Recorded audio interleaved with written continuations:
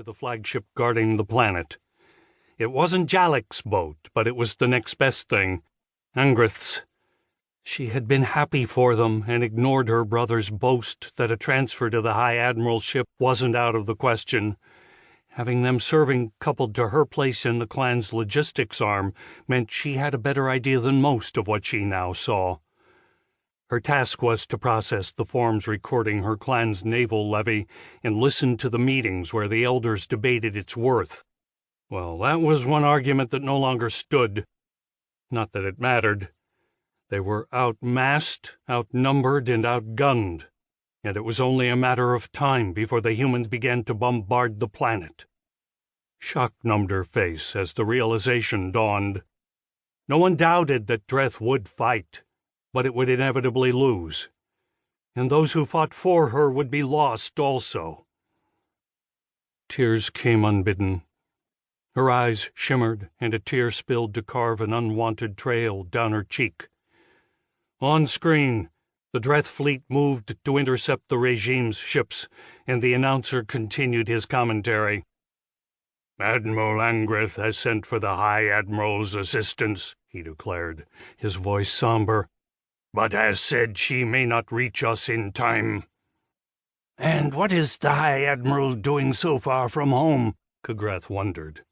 Surely they'd had some idea of what Earth was about to do. It couldn't have come as a complete surprise. Angreth's ship took the lead in the formation. It was the largest, the best armed, and the most heavily armored. Even if she wondered at the wisdom of his decision to lead, she knew it was the only thing he could do. The rest of the fleet swarmed around him, and she knew he would not be the first casualty. The fleet would fight for the planet, but they would fight to protect their admiral, too. He was the heart of them, exactly as Jalek was the heart of their defense. Dreth clenched her fists. How dare they risk themselves? How dare they need to risk themselves?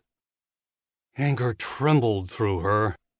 It mingled with impending grief and an overwhelming sense of unfairness, and more tears followed the first. Ignoring them, she kept her gaze on the screen.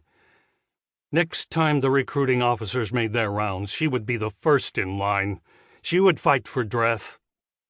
And she'd fight to her death for only one chance to slip a knife into a blackened human heart and see their eyes register shock as they came to understand what their species had robbed from her people and her family.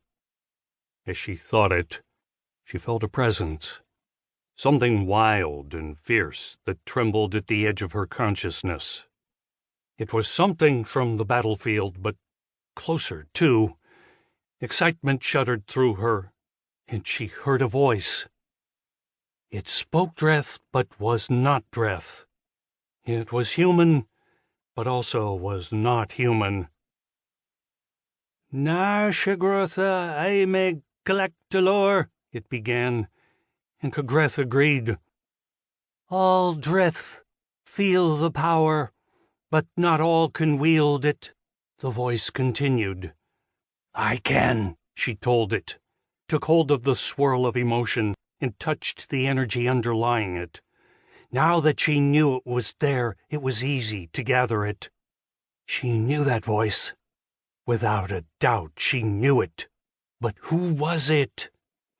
It took her seconds to draw the memory of an old broadcast to the surface, and happiness surged through her. Dreth was not forgotten. She had not been abandoned. Sheer jubilation made her smile, but if those closest to her saw it, she didn't notice. The Morgana had returned. The voice spoke again, and she was sure. She listened intently. The ancient witch's next words were not directed at her, but Dreth didn't care. "You will not hurt my people!" the first witch roared, and her voice came through their heads at the same time as it came over the speakers. "Hold your fire! Our witch has returned!" Angreth's bellow of command rang through the fleet and over the broadcast. On the wall, the view screen showed one gobsmacked announcer, and the flash of a